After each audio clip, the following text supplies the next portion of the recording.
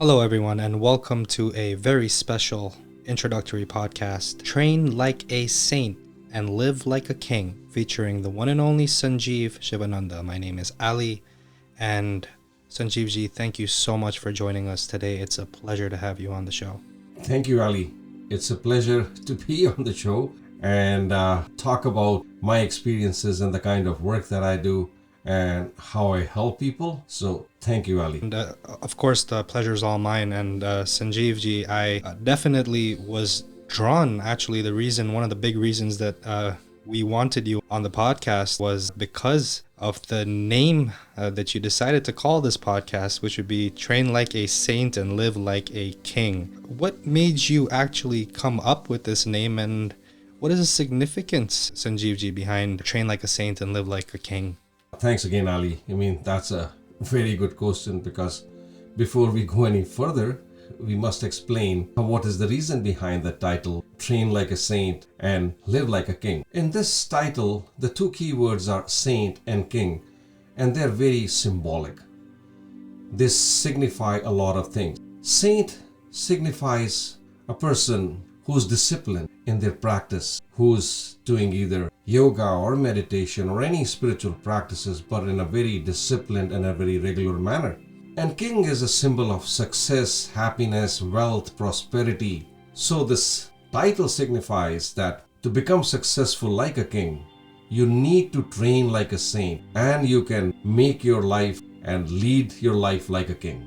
Wow, that is super allegorically deep. And that's kind of what I was assuming, that it was sort of in the ballpark there, but that's a very deep and very strong explanation there, Sanjeev ji. Thank you for that one. Sanjeev ji, as the world is now changing and we are going through, of course, a pandemic, there are so many things out there, so many people out there rather, that are going through a little bit, maybe even a lot more stress than they previously were. And I feel like based off what I know about the work that you do, you are out here to really make a difference in people's lives. And the question that I wanted to lead off with here for you would be, a lot of us face fears when we have these stresses occurring in our life, and these fears, we're overcome by these fears, and we feel like there's nowhere to turn. And my question to you, Sanjeev ji, is why is it important for us to face these fears and tackle them head on, rather than to just sit there and hope for things to get better?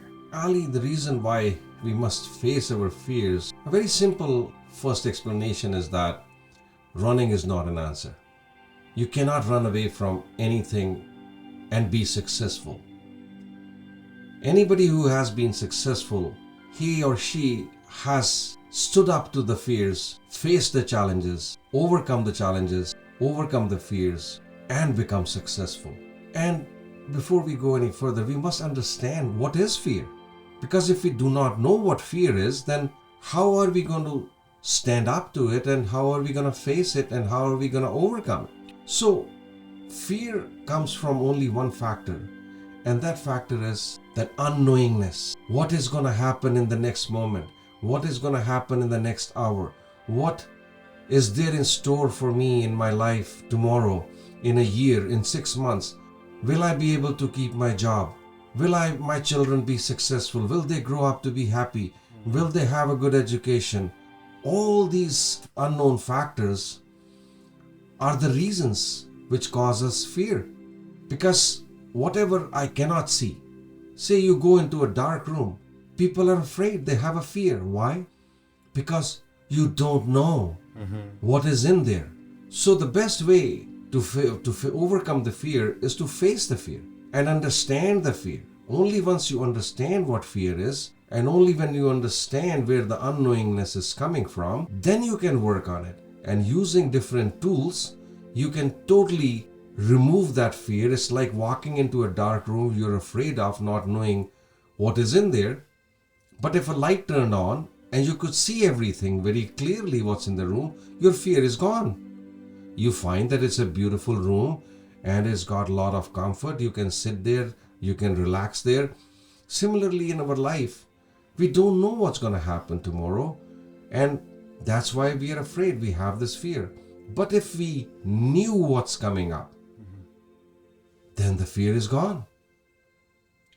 What a way to put things into perspective. I feel like a lot of us need that.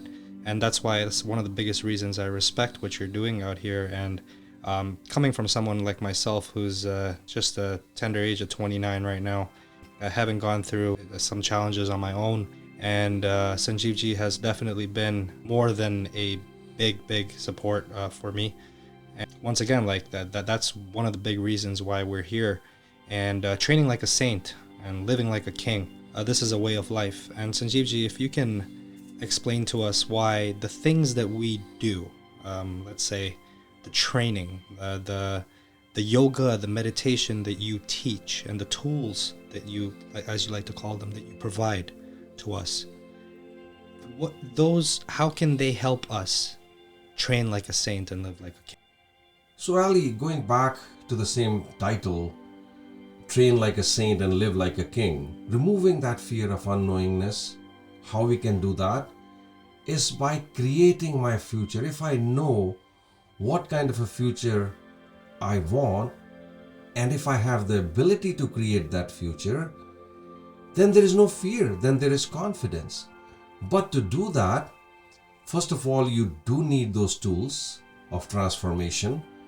And second, you have to develop the resilience and the discipline of a saint to practice, use those tools. And once you start using them, and once you start seeing the results coming into your life, it gives you more trust, gives you more faith.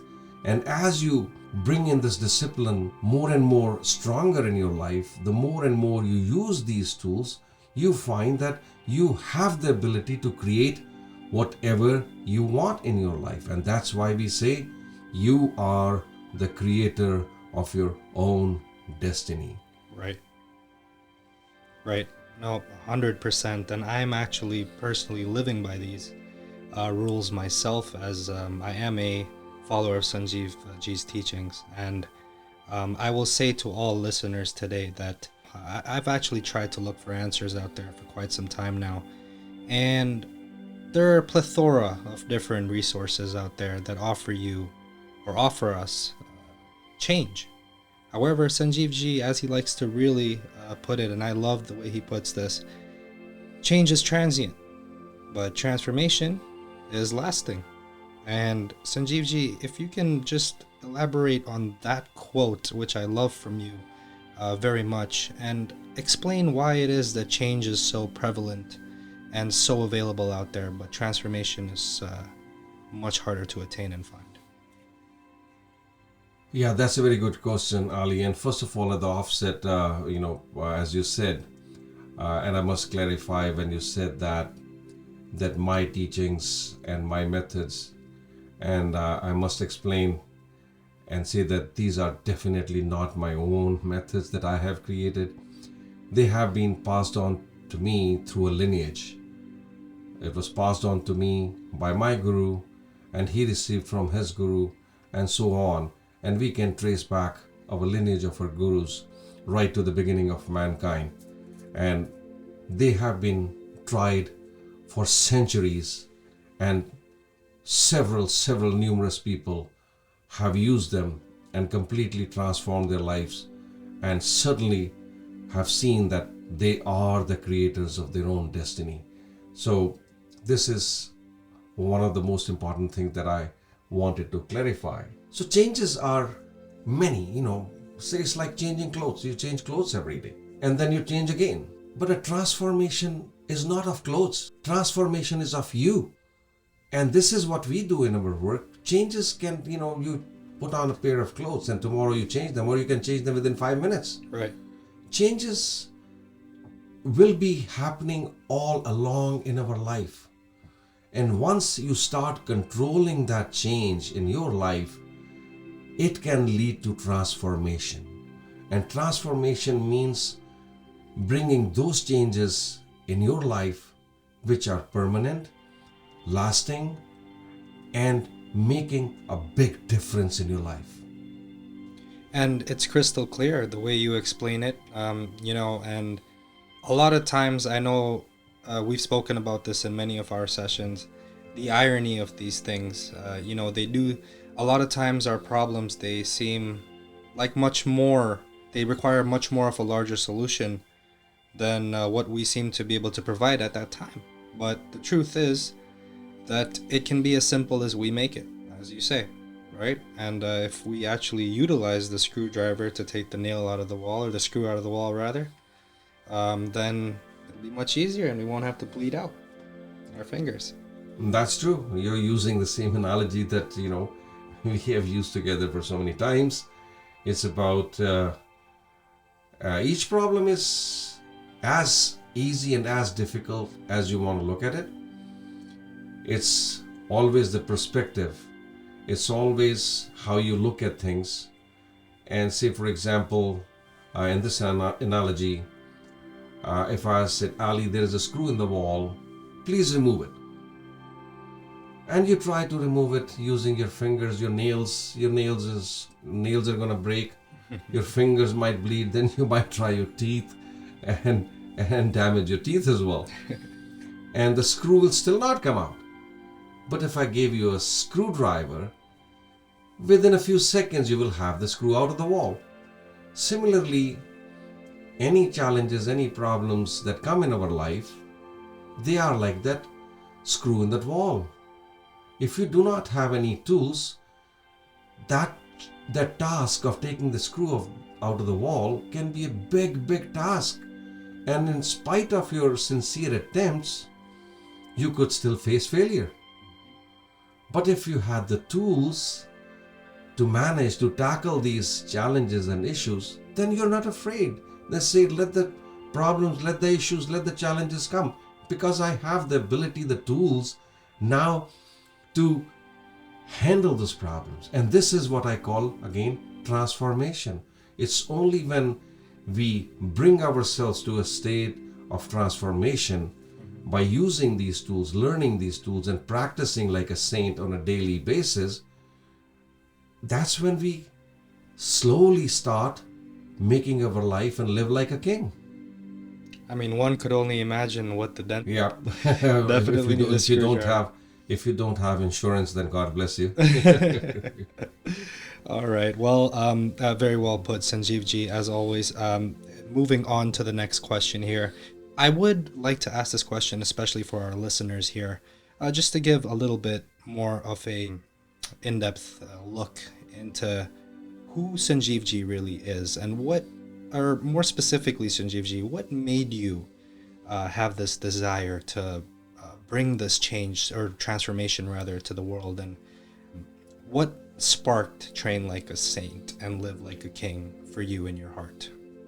Well, to be honest, Ali, I got into learning spirituality at a very young age of 14.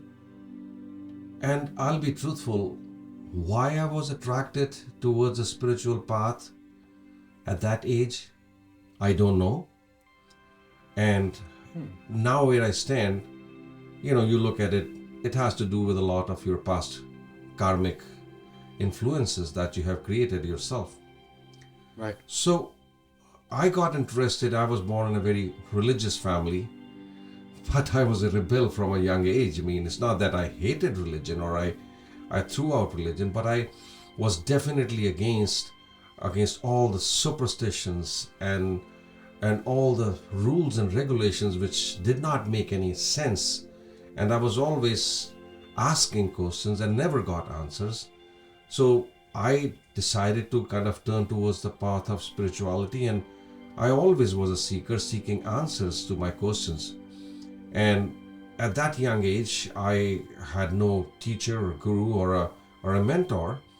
So I took to reading books, and I was very fortunate once again that I found the right kind of books right from the beginning, which would help any beginner to start like me at a very basic level, understanding what life is and what life challenges are.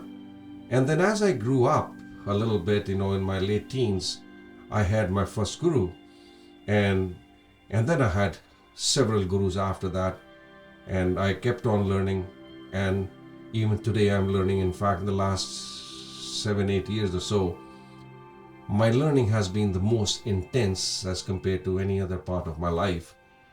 And I don't think it's ever going to stop.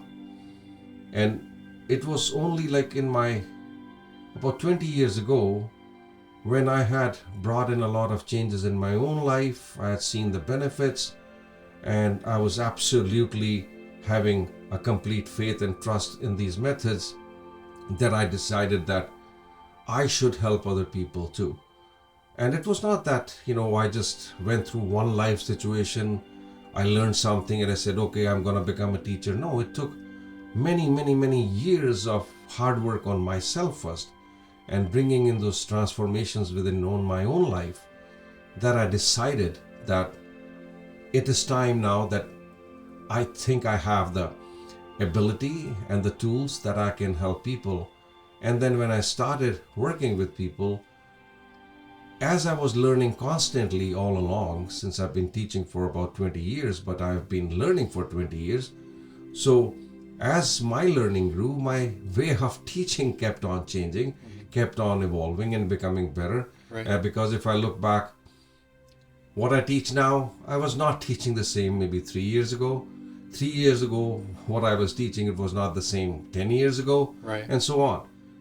And what I have found that as I learn more, as I transform more myself, the benefits that I can pass on to people I'm working with, they are becoming more stronger, more powerful, and much faster.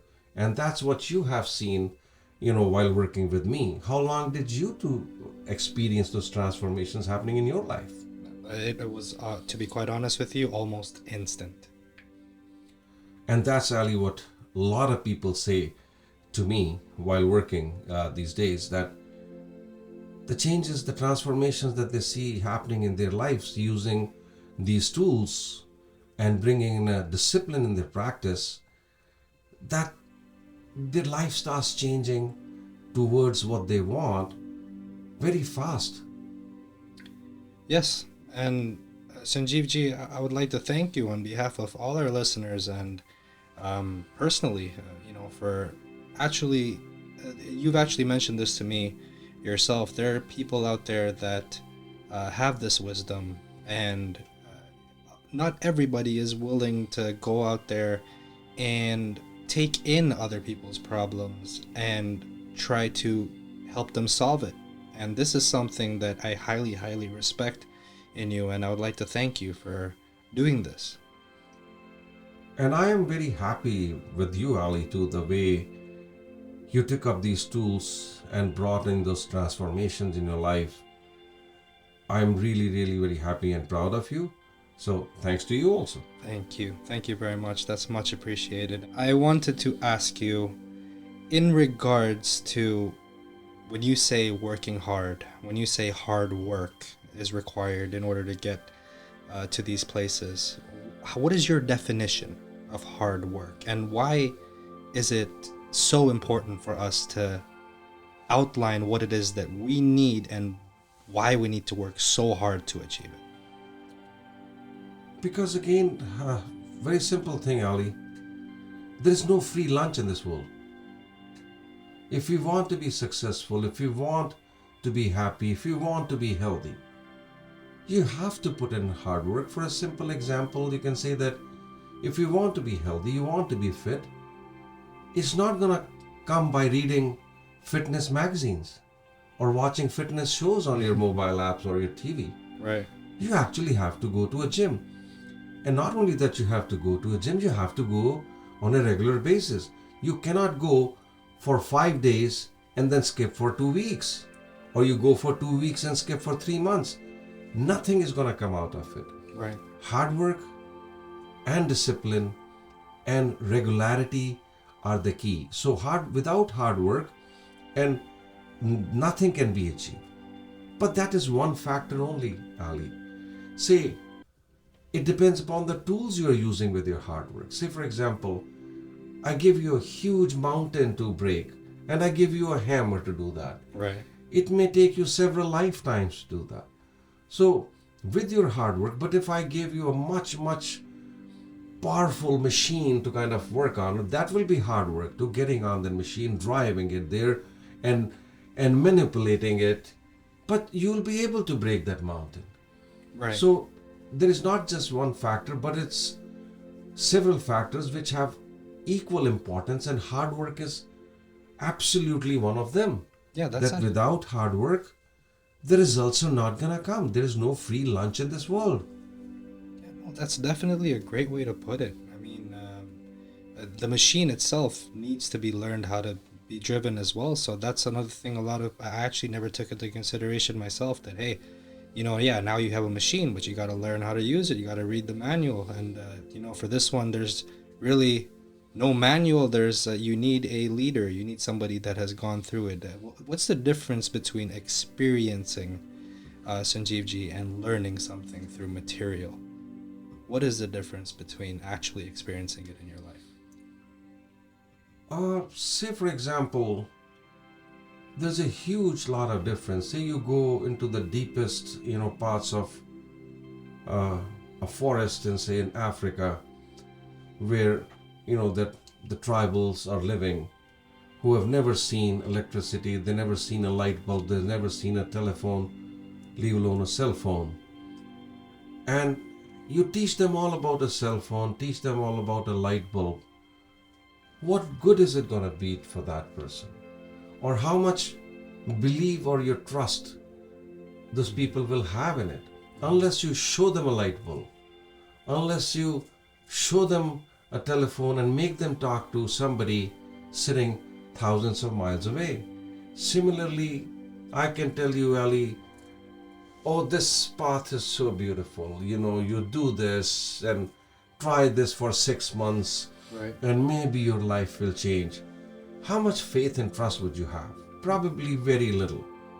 But if I was able to make you experience all these things with the work that I do with you, or with the tools that I provide to you, that experience is meaningful. That experience gives you faith, it gives you trust, and it helps you for your motivation to kind of bring that discipline that is needed, to put in that hard work. When you see that if I do this, I will definitely get the results, then you will be motivated more to be more disciplined and keep on working on it, and then finally achieve what you want in your life.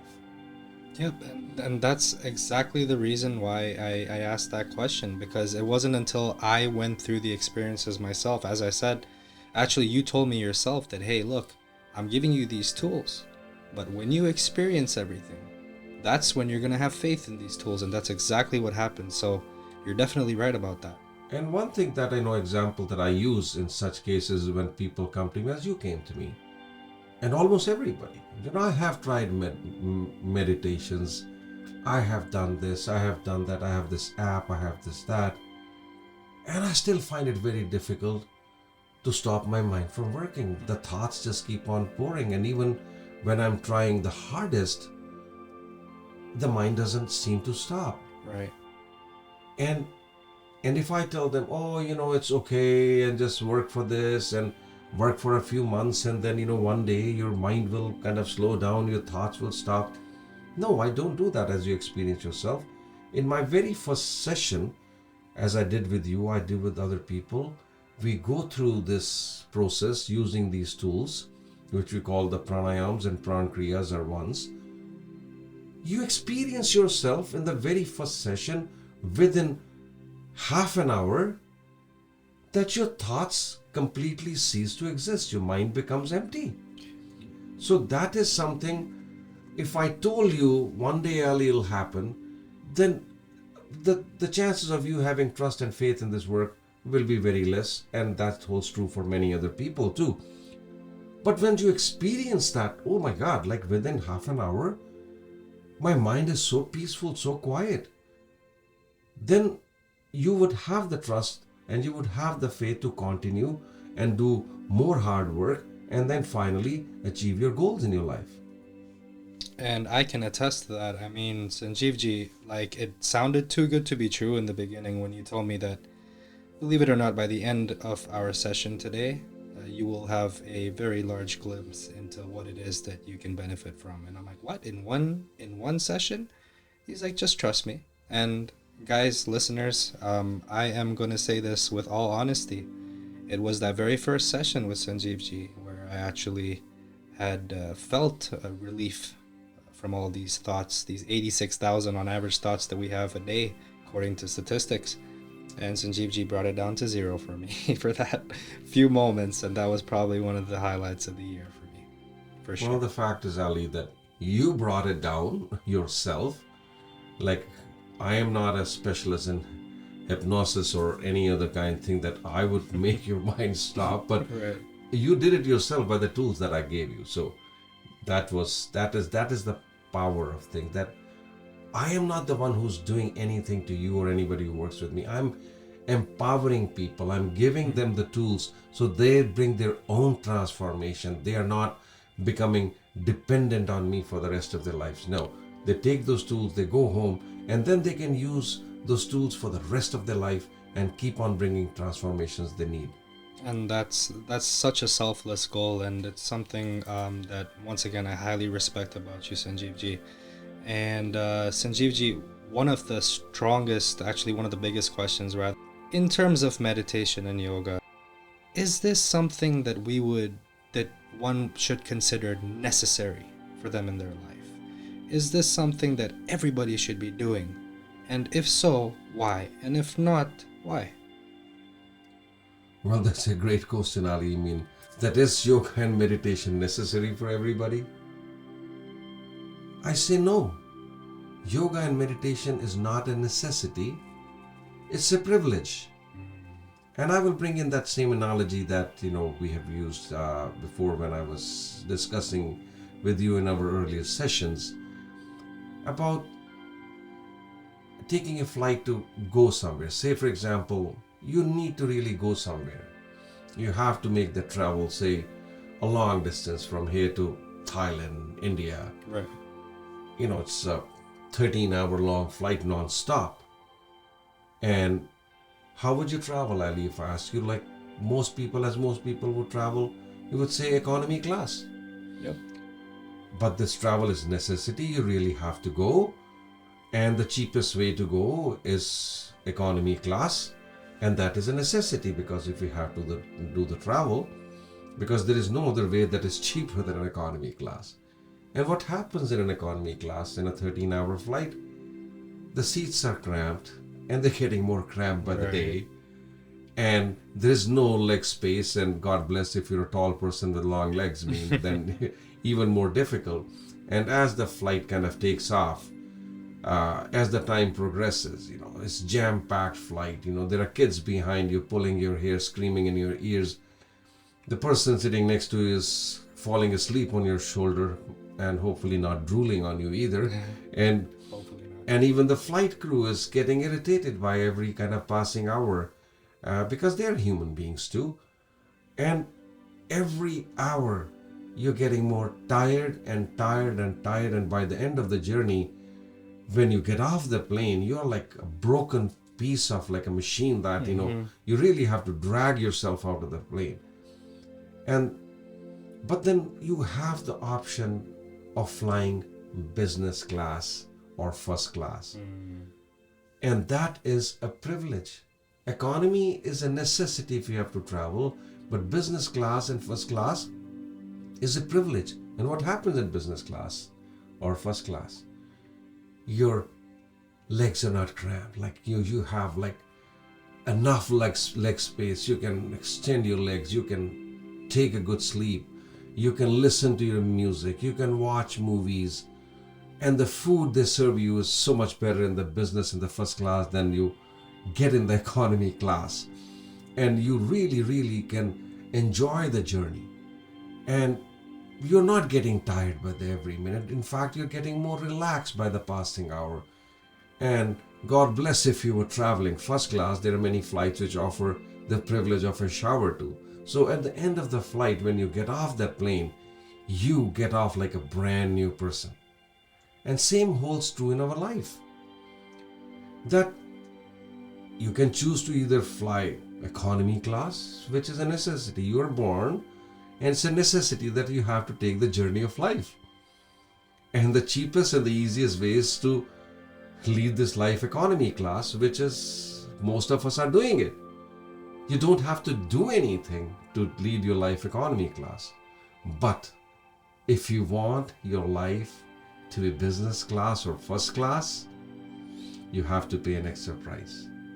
Wow. And that is why if you look at any airline, any plane, what do you have more, economy class or business class? Tons and tons of economy class and a handful of business and first class seats.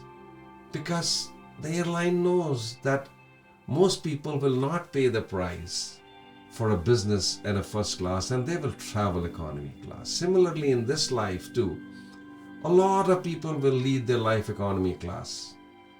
Challenges here, there, passing years, every decade, getting older, sicker, more irritated, more angry.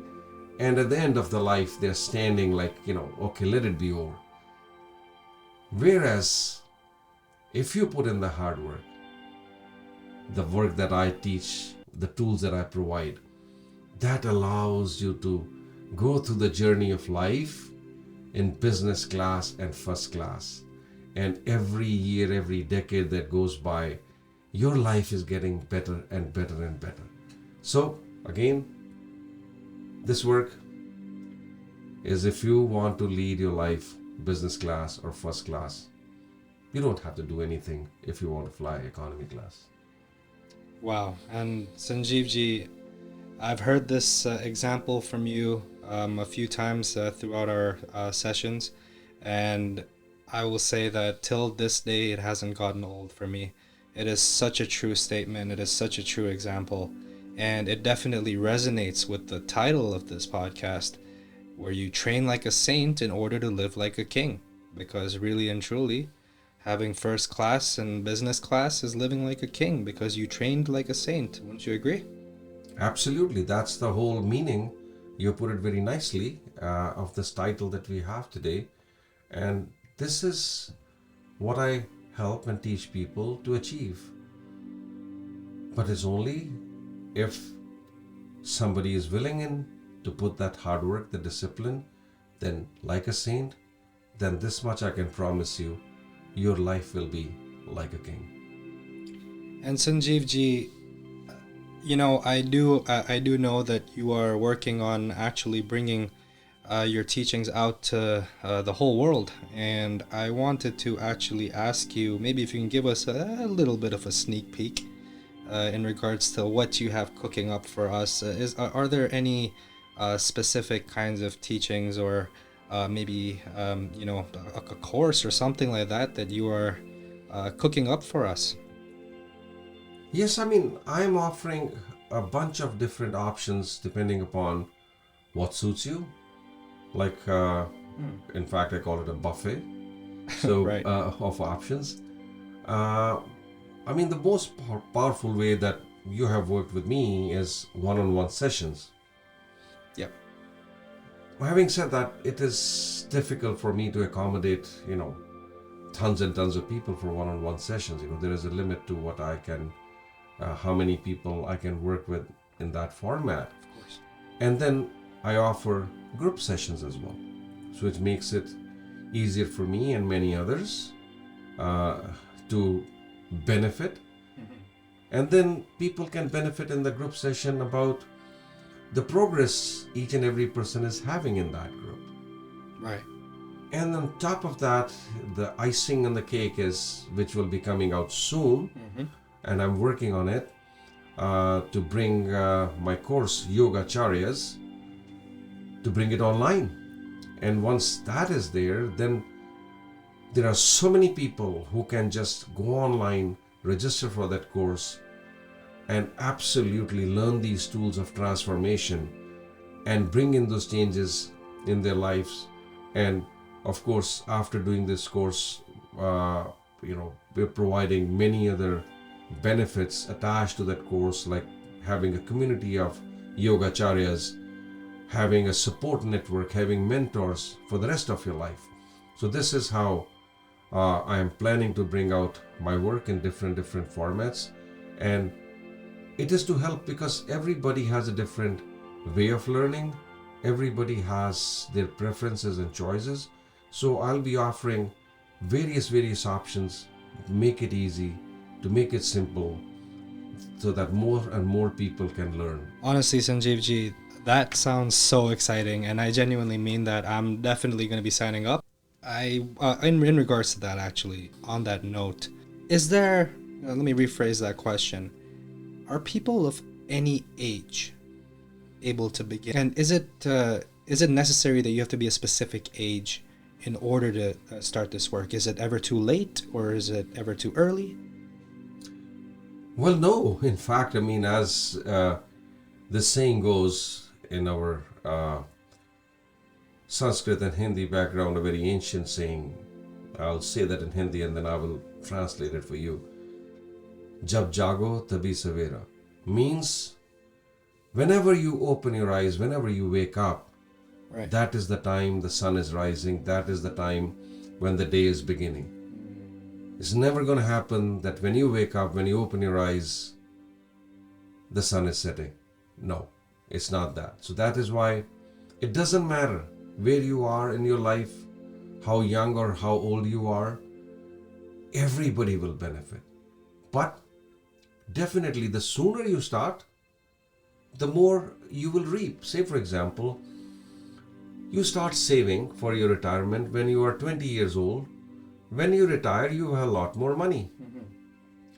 But if you started saving at age 40, Right. but then what if you were at age 40 making so much more money that you saved only for 15 years? You will still have enough. So it is definitely more reasonable to start earlier the better, but it's never too late, never too early. Okay, so essentially you're saying that there is no age limit to starting this work. We are the ones that make the choice, rather. And based on how badly we want to achieve our goals, then we dictate whether it's worth the price or not. And absolutely, and it's also, that when do people get an opportunity in their lives also, right? I mean, whenever a desire also grows in their life. So there's so many factors that there are people who would not be inspired to bring in these transformations, even if an opportunity arose in front of them. And then there'll be people who are wanting to grow, wanting to transform, but the opportunity is not presenting. So there are so many factors that come into play. So that's why I said the external factors are not in your control. So that is why whenever you wake up, whenever you become aware that I've had enough of this economy class life and I want to lead my business class life, then it's never too late. You can start anytime you want to, whenever the desire grows from within you.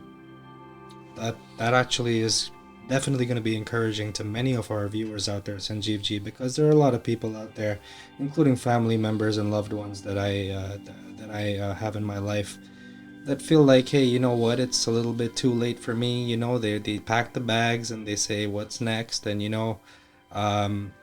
it's quite sad to know that there are solutions out there, and unfortunately, some people just cannot, as you said, put it, wake up to the sun. Yeah, like I said, it is again without again judging anybody or any, because we Right. have a huge amount of respect for everybody and anybody, no matter at which stage of their life they are in. Yes, of course. Because there are so many factors that control, which are so different from one person to another, even in the same family. Like there could be 2 siblings, 3 siblings growing up with the same set of parents, same environment, but the circumstances still can be different for them, and they would grow up to be very different people. And one may become very spiritual, another may become a criminal.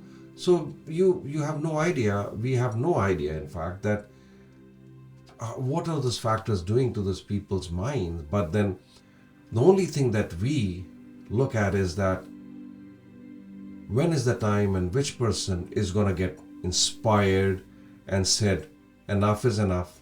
I have had enough of this economy class life, and I want now to lead my life business class or first class. So that inspiration, that motivation has to come from within. Without that, it's like saying you can drag a horse to the water, but you cannot force him to drink. To drink, right? No, that's very well put, Sanjeev ji. I had another question for you as well before we wrap up here. I mean, in a nutshell, Sanjeev ji, when it comes to yoga and meditation, we could all go and type something in on Google and, find out what yoga is and what meditation is, get some tips from some practitioners. However, I personally have tried all that in my earlier years, but it wasn't until I had met you and seen the tools that you had to provide and seen how unique they are in comparison to what's out there. And Sanjeevji, to reiterate in a nutshell for our listeners, why is Sanjeevji's yoga and meditation teaching so different than what we can find out there?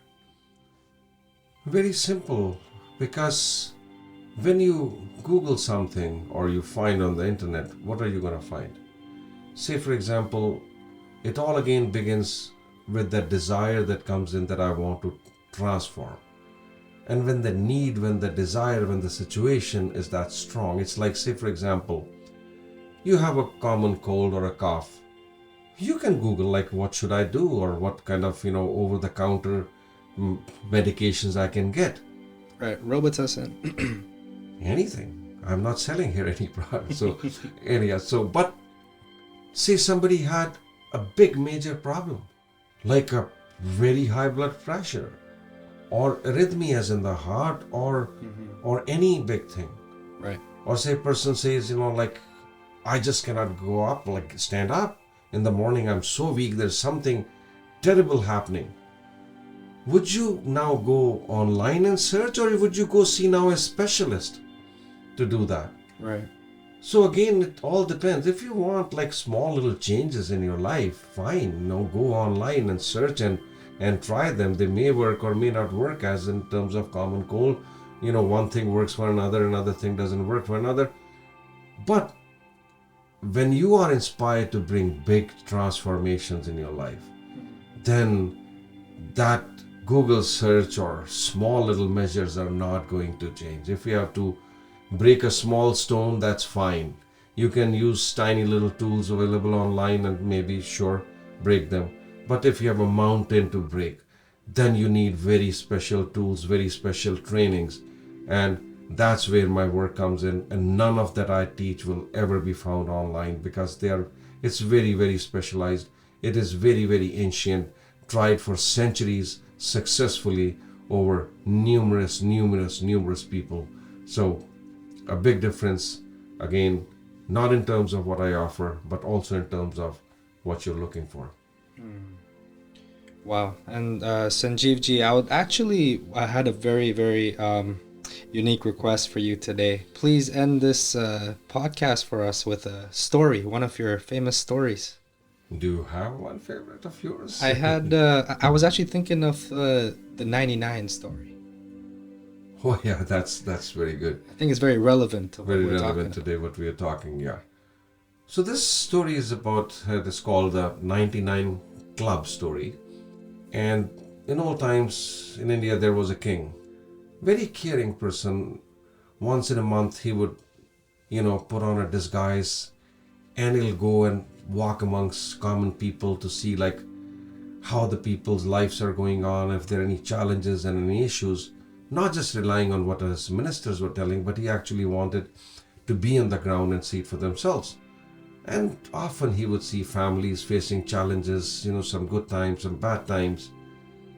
But there was one family that, every time he went past their house, there was always joy, there was always happiness, there was always laughter.